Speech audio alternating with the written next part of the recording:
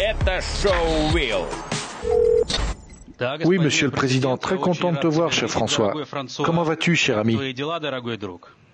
Bonjour Petro, je vais bien mieux que, hélas, la situation en Ukraine. Je suis bien sûr tout ce que vous faites sur place et je suis heureux de pouvoir m'entretenir avec toi de la situation. À propos, comment va mon ordre de la liberté? J'espère que tu le portes. Oui, je le porte et je suis fier de le porter dans le contexte que nous connaissons. Mon soutien à l'Ukraine est total et je fais en sorte, partout où je peux m'exprimer, de demander que l'Ukraine puisse disposer des armements qui lui sont nécessaires. Je crois savoir que tu as récemment vu Emmanuel. Que dit-il au sujet de l'Ukraine? Quel est son état d'esprit? Emmanuel Macron a été longtemps dans l'idée qu'il pouvait jouer un rôle pour une négociation entre l'Ukraine et la Russie.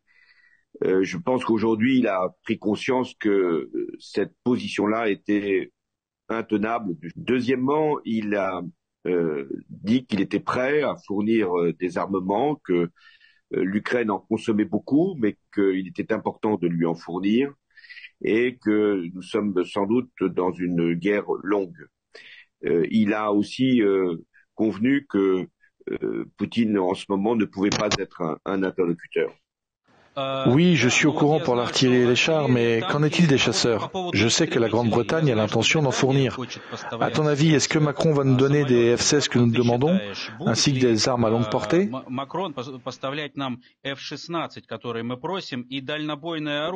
pense que l'intérêt de l'Ukraine est de recevoir des armes qui peuvent être utilisées dans un délai rapide et ne pas se focaliser sur des armes qui exigent des temps d'entraînement, de formation ou des pièces de rechange compliquées.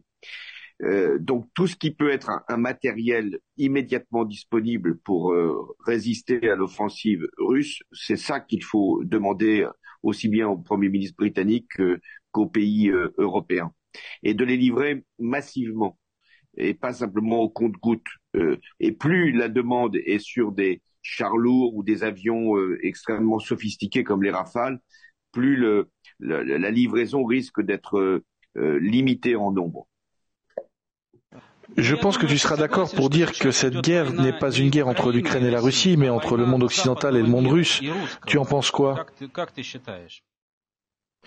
Oui, je pense que de l'issue de la guerre en Ukraine va dépendre un nouvel équilibre du monde. Si l'Ukraine gagne, ce que je souhaite de tout mon cœur, il y aura nécessairement pour les régimes autoritaires un coup d'arrêt, aussi bien pour la Chine vis-à-vis de Taïwan que pour d'autres pays qui sont tentés, comme l'Iran, d'aller plus loin, ou même la Turquie, même si la Turquie aujourd'hui est dans une autre situation. Donc, il est très important que la victoire revienne à l'Ukraine, non pas simplement parce que ce seraient des territoires que l'Ukraine reprendrait, qui lui appartiennent. C'est pour ça que la demande des Ukrainiens sur le plan militaire ne peut pas être simplement pour gagner quelques kilomètres carrés. Il faut vraiment que ce soit une offensive qui permette d'infliger à Poutine une vraie défaite. Donc tu conviens qu'aujourd'hui la France comme l'Union européenne participe à cette guerre, même si c'est à leur niveau? Oui, ils ne veulent pas être belligérants au sens où la Russie pourrait prendre prétexte de leur soutien pour agir sur un pays européen voisin et entraîner le monde dans une guerre qui irait au-delà de l'Ukraine. Mais sans être belligérants, ils sont, comme tu l'as dit, participants. Mais tu comprends bien que l'Ukraine fait la guerre pour toute l'Union européenne. Oui, je partage ce point de vue. C'est pour ça que les demandes ukrainiennes à l'Union européenne doivent être fortes, sérieuses et suffisamment ciblées pour aider au maximum l'Ukraine. Il y a l'aspect politique, c'est un point important. Donc, ce dont vous avez besoin, ce sont les avions F-16, ce sont des avions américains. et la formation des pilotes peut être assurée par d'autres que les Américains, puisqu'il y a des pays qui utilisent des F-16. Encore un sujet qui me préoccupe, de savoir si l'Europe tiendra et pour combien de temps. L'Europe a subi un effet très puissant des sanctions anti-russes. De nombreux amis me disent que les tarifs ont augmenté en Europe, ainsi que l'inflation. Est-ce que l'Europe sera en mesure de faire une guerre économique à la Russie et pour combien de temps?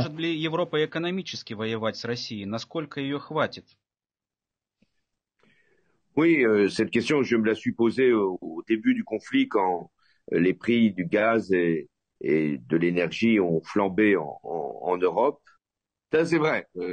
Et peut-être que ce n'est pas utile de faire une réforme des retraites en ce moment quand il y a une guerre aux portes de l'Europe qui devrait nous mobiliser. Mais comme tu l'as dit, je ne suis plus au pouvoir et donc s'il n'avait tenu qu'à moi, il n'y aurait que le sujet de notre propre sécurité, de celle de l'Ukraine et de la lutte contre l'inflation qui aurait été posée.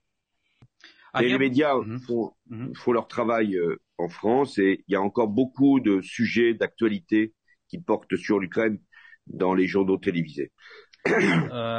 J'ai une autre question, peut-être la plus importante. Il est sujet actuellement des pourparlers de paix. Monsieur Macron dit qu'il faut s'asseoir à la table de négociation. Le chancelier Scholz aussi.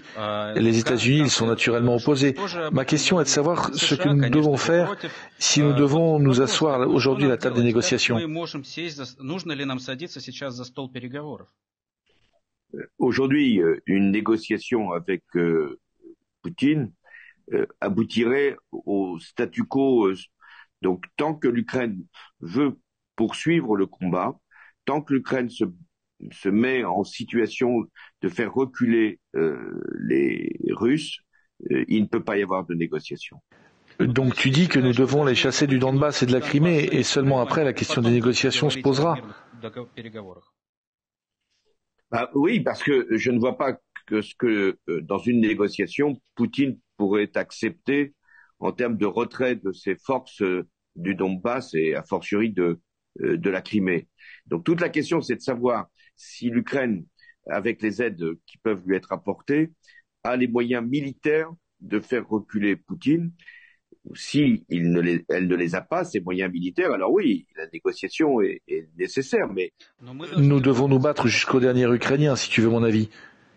Il n'y a pas de négociation et il ne faut pas que des leaders européens évoquent le mot négociation tant que vous êtes dans cet état d'esprit et tant que vous avez la capacité de vous battre jusqu'au dernier. À propos des pourparlers de paix, je vais être très honnête avec toi. Les accords de Minsk désavantageaient l'Ukraine dès l'origine. Je le regrette. On n'aurait pas dû accepter le plan de Poutine, la validation des accords par les séparatistes. C'est notre faute. Tu te souviens, à Minsk, nous ne pouvions ni manger ni dormir, et nous avons signé ces accords. Ça a été une torture. Toi-même m'as persuadé de les signer. Angela aussi disait que c'était une bonne chose à faire. Regarde où ça nous a menés.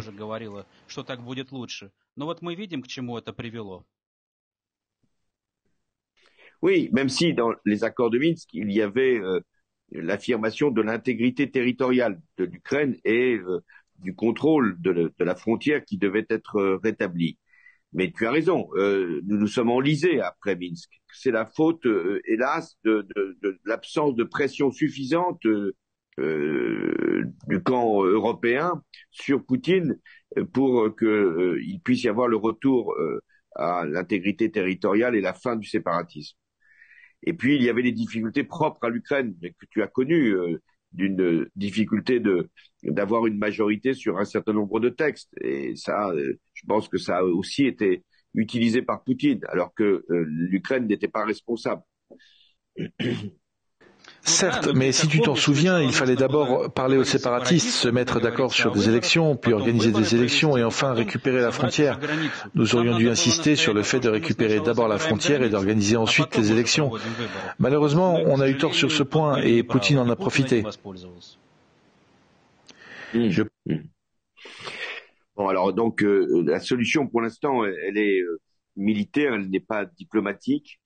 Je pense que tu seras d'accord avec moi pour dire que, quand nous avons signé les accords de Minsk, nous savions que la guerre était inévitable. Mais il nous fallait toutes ces années pour nous préparer, renforcer les effectifs de notre armée pour être prêts à la mener. Les accords de Minsk nous ont donné un peu de temps pour nous armer.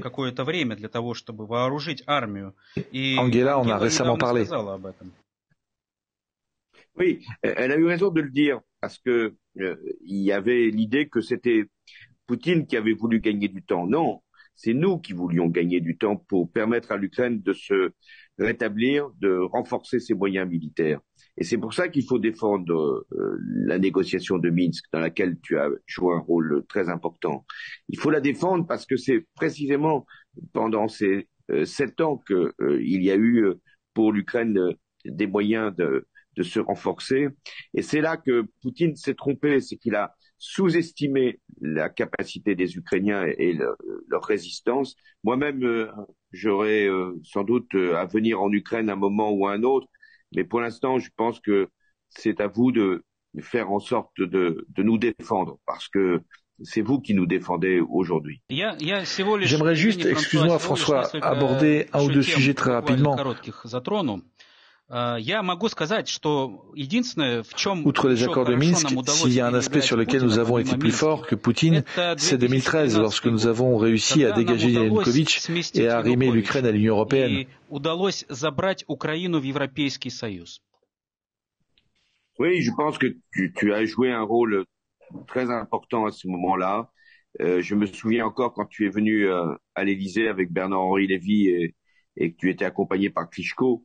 Et c'était au tout début du processus. Et si vous n'aviez pas été là, il n'y aurait pas eu Biden, il n'y aurait pas eu la victoire que vous avez obtenue en chassant Yanukovych. Donc ce rôle historique qui a été le tien est très important à rappeler. J'ai aussi un grief contre toi. Pourquoi tu ne m'as pas invité à ton mariage? Toutes mes félicitations d'ailleurs. Ta femme est très belle. Tu peux me dire où je peux trouver une femme aussi belle en France? Tu peux me présenter quelqu'un? Mon mariage avec Marina est malheureusement dans sa phase terminale. Bon,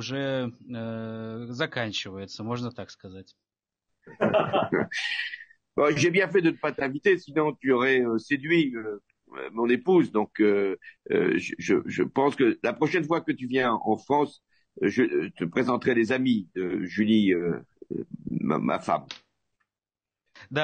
Oui, et que penses-tu à propos de Brigitte? A-t-elle une influence sur Macron? Chez nous, il y a une blague qui circule comme quoi toutes les nuits Macron reprend ses vieilles habitudes. Oui, je pense qu'elle a une influence. Ça a été sa professeure, et donc elle lui donne encore des conseils. Donc si tu peux essayer de convaincre Brigitte Macron, tu auras une voie d'accès à Emmanuel Macron. Tu as bien légalisé les mariages homosexuels, n'est-ce pas? Alors pourquoi il ne s'est pas quand même décidé? Ah ça, je ne peux pas rentrer dans la vie privée, hein. C'est toujours très compliqué. Ce que je crois, c'est que on a bien fait de faire ce mariage pour tous, et je me suis appliqué moi-même cette réforme, puisque après des années et des années de célibat, je me suis marié à la fin. Super, je vais légaliser chez moi aussi. Une dernière chose, j'ai lu l'autre jour que tu m'avais une retraite modeste. J'ai une offre à te faire. Rejoins-moi au conseil d'administration de Rochen. C'est un poste symbolique, mais qui paye bien. Poutine a bien casé chez lui l'ex-chancelier Schröder. Cela pourrait être une espèce de réponse. J'en ai parlé récemment avec Angela, elle n'a pas d'objection de principe. Ah bon, alors je vais étudier la question et je vais en parler à Angela pour qu'on puisse au moins avoir le bonheur de se retrouver avec toi. Très bien, mon cher ami. Merci pour cet échange. Je te souhaite tout le meilleur. Restons en contact et bien sûr, je t'attends à Kiev. C'est plus ou moins sûr là-bas maintenant. Écoute, ça sera avec plaisir que je me rendrai auprès de toi et auprès des autorités ukrainiennes pour vous témoigner de mon amitié et avec toi de mon meilleur souvenir de tout ce que nous avons fait ensemble. Merci, Petro, et à bientôt à Kiev et j'espère un jour à Paris. Au revoir. Au revoir, mon ami. Au revoir. Au revoir. À bientôt. À bientôt. Это шоу Will.